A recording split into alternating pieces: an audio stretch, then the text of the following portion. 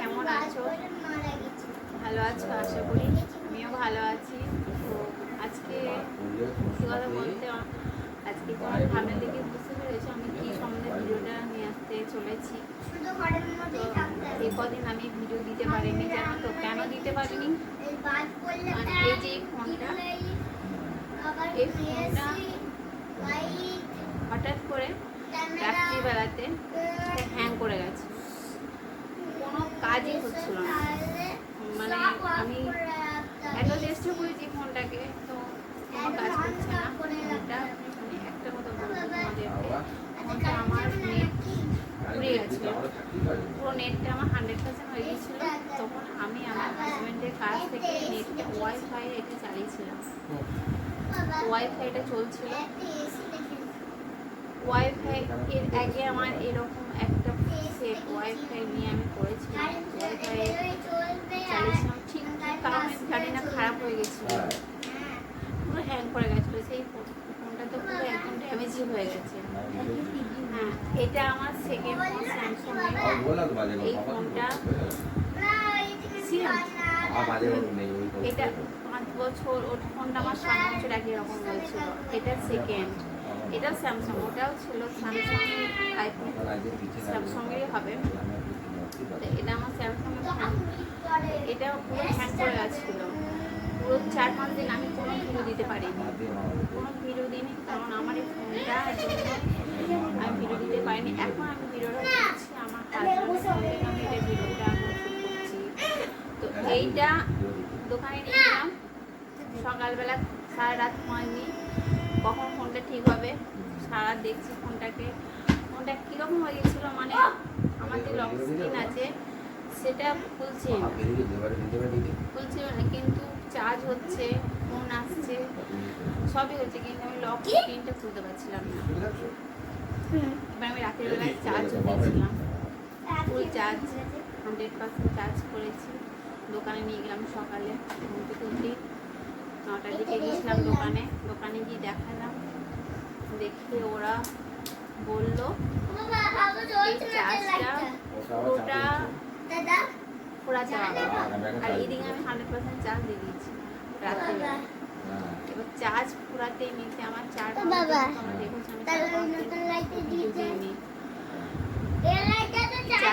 চার্জটা ঘোরালো, তারপর দোকানে নিয়ে আসতে 4-5 দিন, আবার তখন বললো ঘুরালে নিয়ে আসবে, আর এটার ডিসপ্লেটা যদি রিস্ক থাকতে পারে, যদি খারাপ হয়ে যায় আমরা কিছু করতে পারবো না। আমরা খুলে দেখবো সেটাকে।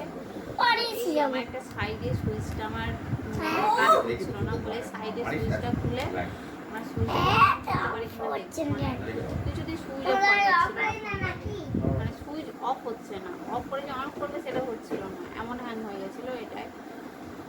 তখন ওরা বললো যে দোকানে গিয়ে ওরা বললো এটা পুরো চার্জটা কমপ্লিট হলে যদি অন হয়তো হবে, আর না হলে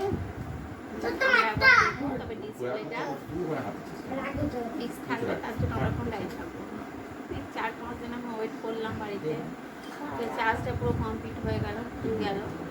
তো লাকিলি ফোনটা এখন আমি নিজে সুইচটা অন করলাম, অন করে জাস্ট ফোনটা আমার এখন কাজ করছে, এরকম ফোনটা এখন কাজ করছে।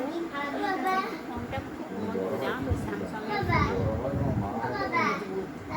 তো এই জন্য 4-5 দিন দিতে পারিনি, এটা ঠিক হয়েছে বলে আজকে আমি ভিডিও দিতে পেরেছি। আমি ভাবলাম তোমাদের সাথে এটা আমি শেয়ার করি যে আমি কেন 4-5 দিন ভিডিও দিতে পারিনি। এই প্রবলেম আমার হয়েছিল, তোমাদের যদি এরকম কোনো প্রবলেম হয় তার জন্য তোমাদের সাথে আমি শেয়ার করলাম যে হ্যাং করে গেছিলো, এরকম ওয়াইফাই নিয়ে একটা খারাপ হয়ে গেছিলো, আবার এটা খারাপ হবে কিনা একটা চিন্তায় ছিলাম, আবার একটা ধাক্কা খরচা, বুঝতেই পারছি এখন একটা ফোন কেনা মানে কতটা খরচা ধাক্কা। প্রায় একটা ভালো ফোন নিতে গেলে মোটামুটি আমাদের মতো সাধারণ মানুষের যদি ফোনটার দাম 14 থেকে 15 টাকা ফোনের দাম, মানে স্টার্টিং যদি ভালো নিতে চাই মানে ভালো স্টার্টিং বলতে পারেন,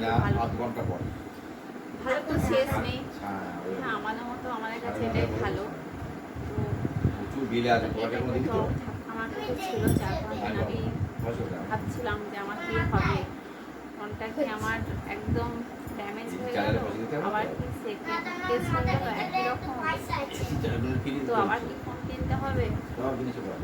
সামনে এত বড় খরচা, টাকা, যাই হোক অনেক ফোনটা যে খুলেছি তাই আমি তোমাদের সামনে ভিডিওটা নিয়ে আসলাম যে আমি ভিডিও দিতে পারিনি, এই কারণের জন্য দিতে পারিনি। আমি বলবো ওয়াইফাই দিয়ে ফোন আমরা যখন চালাবে তো একটুখানি সাবধানে চালিয়ে, ফোন আমার একটা ফোন এইভাবে ড্যামেজ হয়ে গেছিলো, এটা সেকেন্ডে যাচ্ছিলো হতে হতে এটা ভাইরাস, এটা একটা মানে বেঁচে গেছে আর বলতে পারো।